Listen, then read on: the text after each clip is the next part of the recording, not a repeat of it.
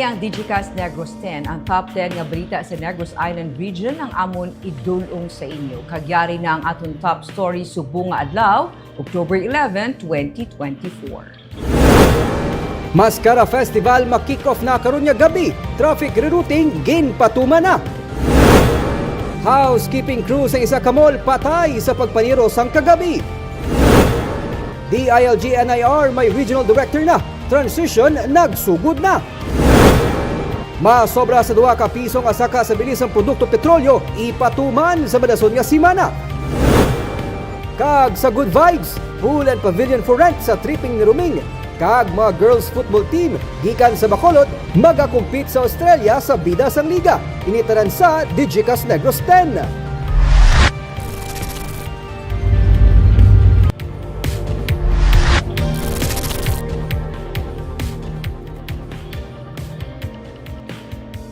Sa number 10, masobra sa 2 ka pesos kasaka sa bilisang produkto petrolyo ipatuman sa marason nga semana.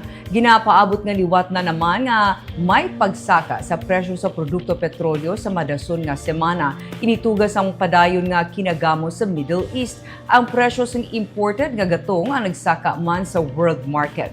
Base sa una nga 3 ka adlaw sang trading, posible magsaka sa 2 pesos and 37 centavos per liter ang diesel.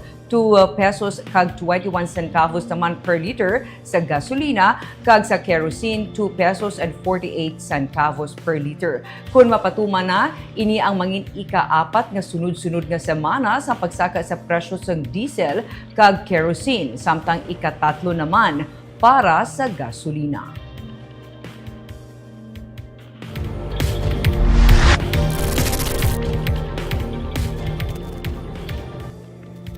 Sa number 9, 50 ka mga local artists nagahugpong para mahimo ang longest mural sa Bacolod. Nagpatial sa init ang may 50 ka mga local artists gikan sa nagkalain-lain nga organisasyon para mahuman ang ginakabig longest mural sa Dalan Mabini, sakop sa Barangay 22 sa Bacolod. Kabahin sa mga nag-volunteer si Junie de la Cruz nga nalipay nga napili siya para matagaan sa duag ang kapin 150 meters nga pader nga sadto anay puno sang vandalism. Ang Bacolod Home Foundation upod sa Davis Paints ang nangita sang paagi para mahugpong ang mga local artists sa tuyo nga mas madamo pa ang maganya at magbisita sa Bacolod ilabi na karon nga Masskara Festival 2024. Kabahin sa mga volunteer ang grupo nga Artistic Crew Bacolod, mga estudyante sa kolehiyo kag iban pa nga artists. Sa October 13 natalana nga matapos ang mural nga magapakita sang maragtas kag kapag-on sang Bacolod no. So, proud ka man isa ka man sa nakaparticipate sa sa kadamo sa mga artist nga gawlog dati nga mga sagad ko brown isa ka man sa ilang na invite man nila.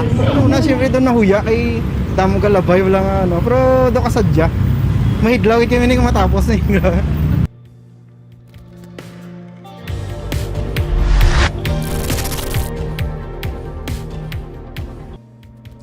Sa number 8, Negros Occidental, si Palay City kag Don Salvador Benedicto, mga grand prize winners sa ATOP Pearl Awards 2024.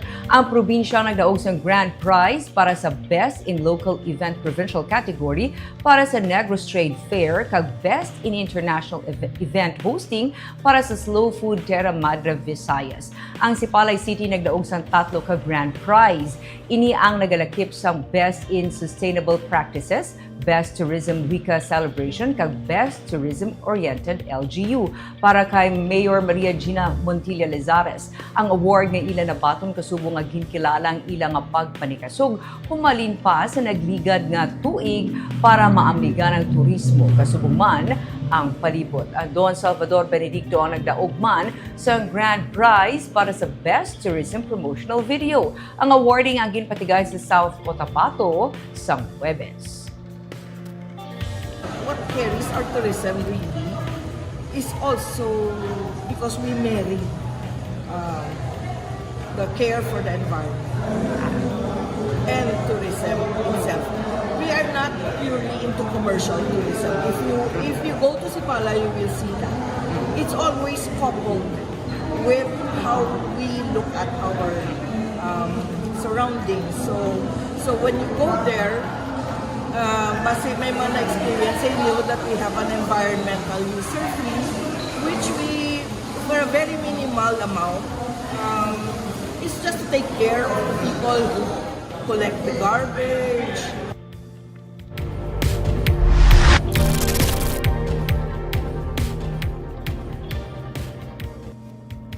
Sa number 7, bitaw nag-deploy sa traffic enforcer sa Bacolod Negros Occidental Economic Highway kasunod sang pagguot sa mga salakyan sa bahin sa Barangay Granada.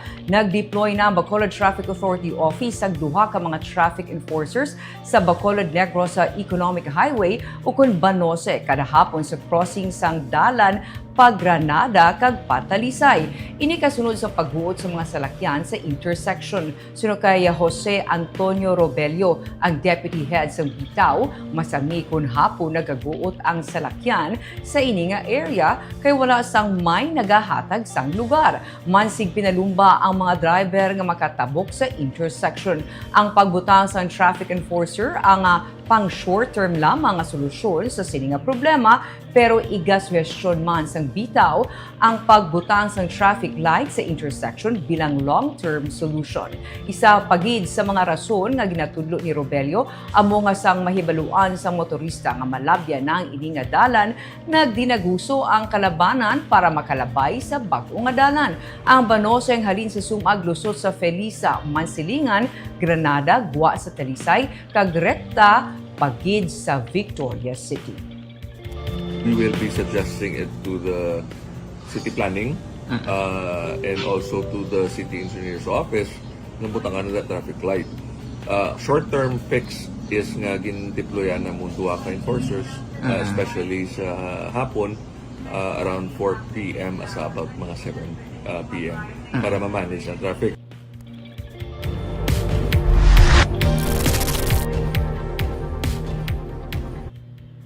Sa number 6, housekeeping crew ng isa ka mall patay sa pagpaniro sang kagabi.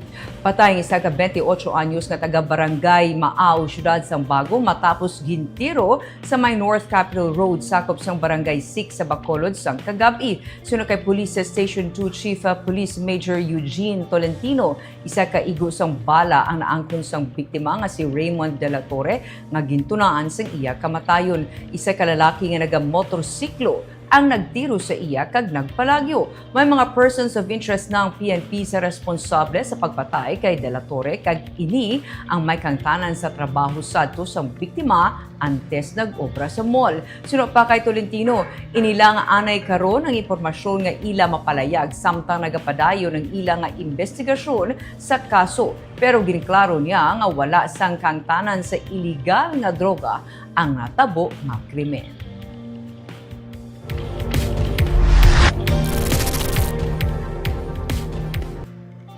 Sa number 5, mga barangay officials nga nag-file COC pwede pa makaserbisyo. Mga appointed ka government employees dapat nagbiya sa pwesto. Kasubong sa mga incumbent elected public officials, pwede gihapon makapadayon sa ilang pagserbisyo. Bisan ang mga barangay officials nga nag-file man sa ilang certificate of candidacy para sa 2025 elections. Ginsiling ni DILG Bacolod Head Christian Nagaynay, hindi pwede nga maapektuhan ang pagpalapot sa serbisyo sa mga elected officials sa pumuluyo. Pero sa gihapon, ginakinahanglan nila magsunod sa mga pagsulundan sa Comelec sa tion nga magsugod na ang campaign period. Ang mga appointed government officials kag employees ang ginakabig resigned na sa trabaho sa tion nga mag-file sang ilang COC. Pero antes pa nagsugod ang filing sang COC, nagpagwa sang temporary restraining order ang Supreme Court angot sa pagsulundan sang Comelec nga nagahatag pahanugot sa mga appointed public officials nga magpabilin sa position samtang nagapapili sa party list elections.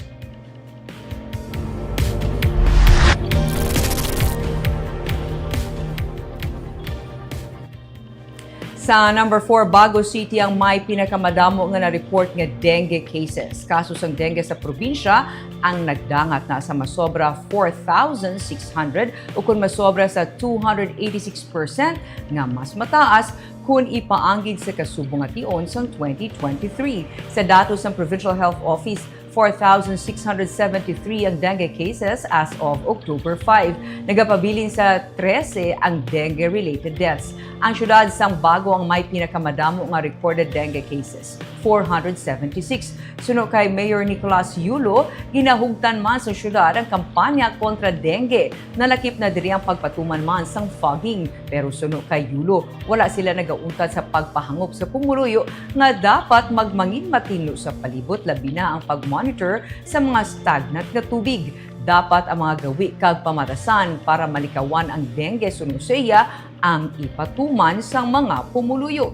Ikaduha naman sa may pinakamataas nga kaso ang hinubaan, 353. Ikatlo, San Carlos City, 350. Nagasunod ang Sagay City, 314, kag Talisay City, 303 cases. Samtang Bacolod City, ang mayaras ang 1,694 cases, kag 4 naman ang dengue probable deaths. Ang barangay Takuling naman ang may pinakamadamo nga dengue cases sa mga barangay. Sila nagtala na sang 400,000 pesos na pondo para sa kampanya kontra dengue.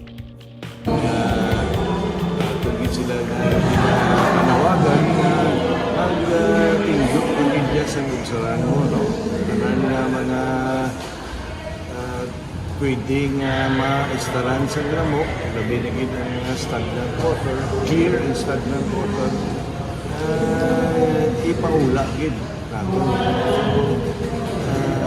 We have fogging also para sa lamok, pero actually fogging is not really that effective, no? Hindi gid man nakapatay sa lamok, hindi naman sa ilo ng lamok.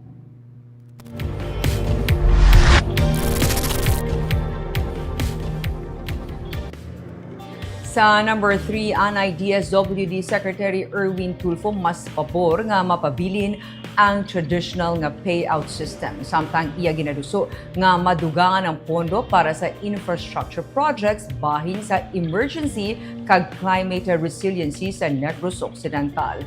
300 tanan ka mga beneficiaryo sa Sustainable Livelihood Program sa Bacolod ang nagbaton sang ayuda gikan sa DSWD sa Barangay Mansilingan. Ang payout ang pangunahan ni Deputy House Minority Leader Congressman Erwin Tulfo kag ACT-CIS Representative Edvic Yap.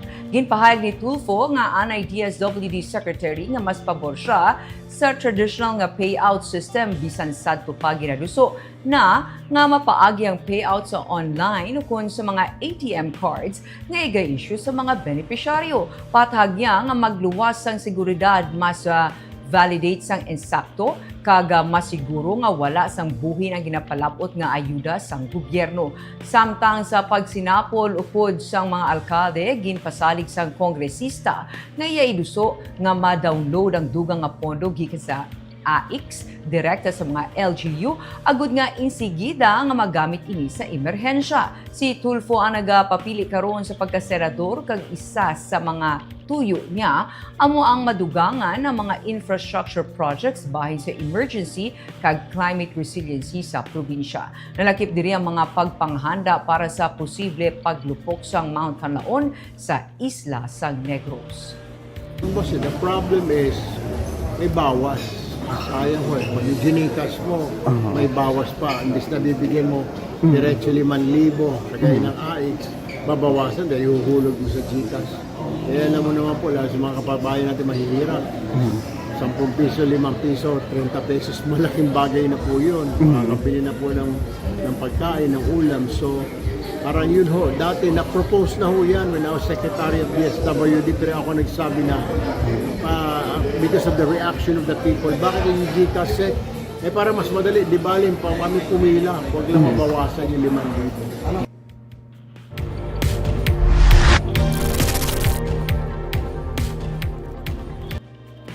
Sa number 2, DILG NIR, may regional director na. Transition, nagsugod naman.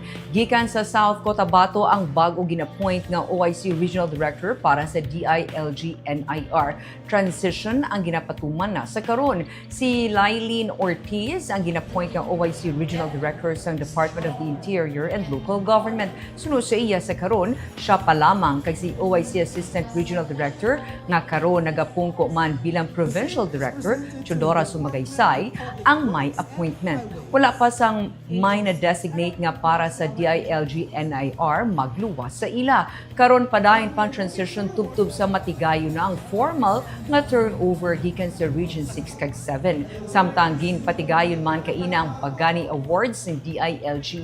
Suno kaya Ortiz, ini may kangtanan sige na sa ulog nga 33rd anniversary sang Local Government Code. Ang awarding ang nagakilala sang heroic kag exemplary nga performance sunod sa iya.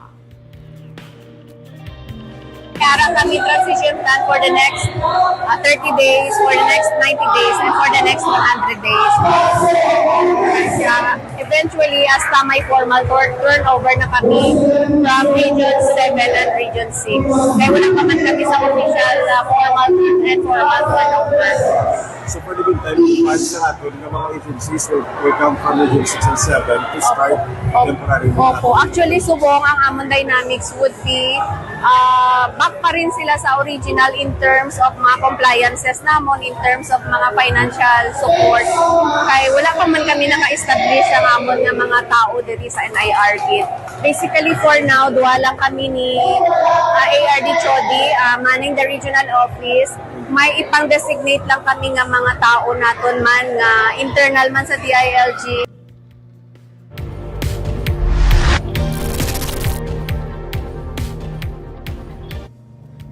Kag sa number 1, 20 ka mga strikers gintalana sang bitaw para magbulig sa pagpahaganhagan sang paggutok sang trapiko sa Masskara Festival. Grupo nga December Avenue magaperform sa Grand Countdown karon sa gabi. May report si Nico Delfin. May 17 tanan ka mga rota ang apektado sa igapatuman nga traffic rerouting ilabi na sa mga festival sites kundiin igapatuman ang road closures para sa Masskara Festival 2024. Nalakip sa mga lugar nga may temporary road closure ang dalan palibot sa Bacolod Public Plaza na nagasugod sa sininga hapon hasta alas 3 ang kagahon. May road closure man nga ipatuman sa Lacson Tourism Strip sumugod Oktubre 25 hasta 27 halin sa intersection sang Bias Aquino Drive kag Lacson hasta sa intersection sang South Capitol Road kag Lacson. Ginsiling ni Bitaw Deputy Jose Antonio Robelio nga kasubong sang Nandan ang Aguinaldo Street ang himuon nga one-way para sa mga salakyan nga nagabiyahe pa norte kag ang Gatuslao Street naman ang one-way para sa mga nagabiyahe pa sur. Wherever the problem areas pop up, dito na puna sila ginapadala.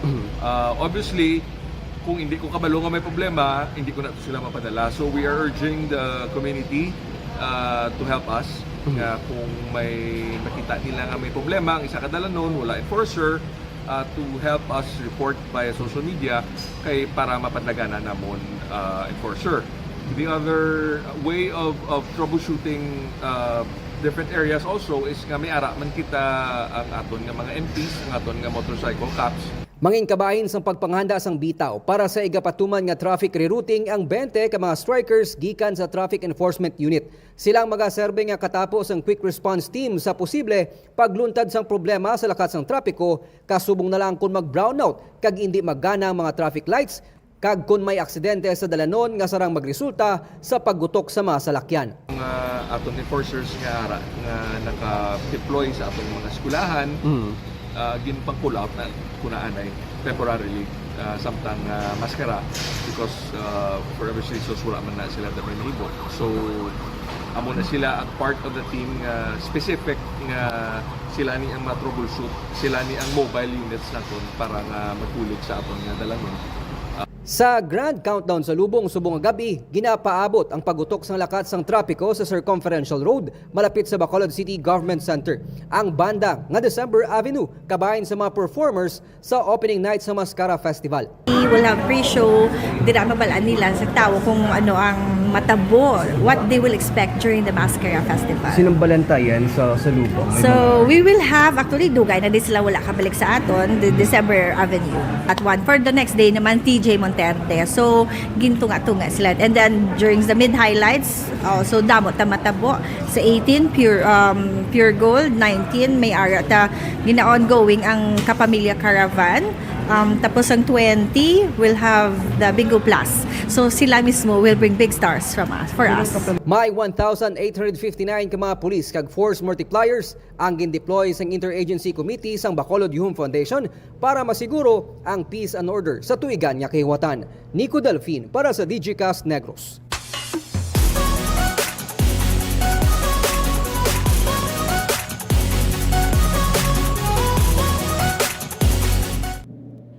Kag sa Good Vibes, yari ang pabalo namon nga pampag-good vibes sa inyo sininyo weekend.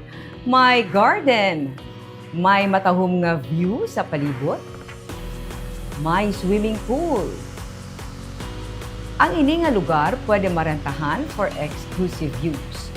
Kadtuan ta inibuwas sa tripping ni Roming.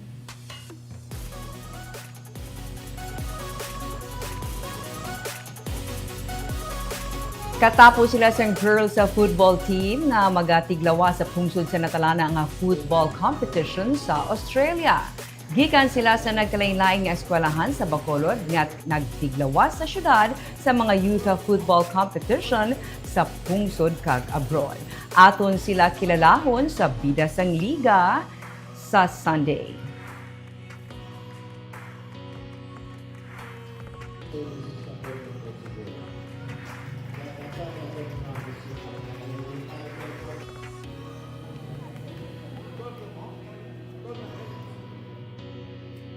Kag of course, antes kita magtakop aton ginatamyaw ang aton nga mga viewers, si Jubea Janala Natavio. Maayong hapon na Digicast Negros watching from Baguio City. Kag si Erwin Natura, maayong gabi Digicast Negros watching from Pontevedra sa Banga, Tamaho. Kag naga-greet man sang maayong hapon si Lindol Sunyo. Kag sa YouTube, aton mga followers sa YouTube, si Ivan Hay.